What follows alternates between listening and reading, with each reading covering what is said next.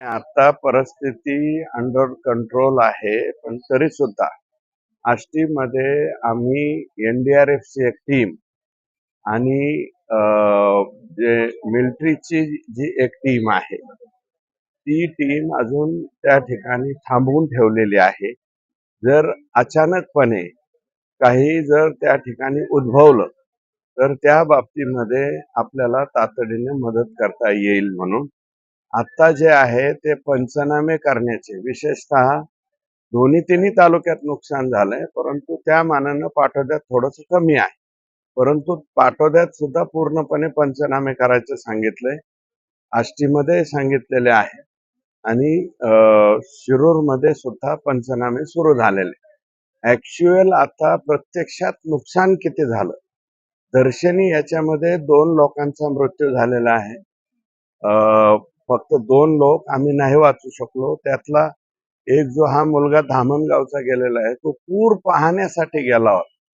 पूर पाहायला गेला आणि त्याच्यामध्ये तो मुस्लिम समाजाचा मुलगा त्या ठिकाणी 32 वर्ष वयाचा गेला आणि एक जे आहे ते 69 इयरचे आहे, शिंदे आडनावाचे.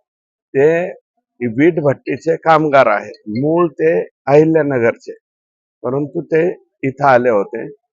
बाकीच्या ठिकाणी कॅज्युअल्टी कुठं झालेली नाही.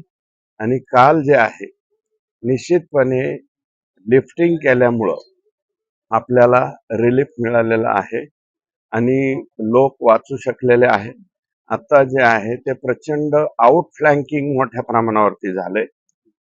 केटीवेअर्सच्या बाजूनी रिव्हर बँक कट झाल्यामुळं दोन्हीही तालुक्यामध्ये मोठ्या प्रमाणात शेतकऱ्यांच्या शेतामध्ये पाणी गेलेलं आहे. खरडून गेलेले जमिनीच्या बाबतीमध्ये आज इथं विषय घेतलाय. माननीय उपमुख्यमंत्री महोदयांनी त्याच्यामध्ये पॉझिटिव्ह त्या ठिकाणी सांगितलेलं आहे आणि ई पीक पाहणीची मुदत जी 20 तारखेपर्यंत होती, ती DCM साहेबांनी इथूनच डायरेक्ट वरती फोन करून ती 30 तारखेपर्यंत वाढविण्याचा निर्णय करायला लावलेला आहे. त्याचा GR त्याचं पत्र किमान उद्यापर्यंत या ठिकाणी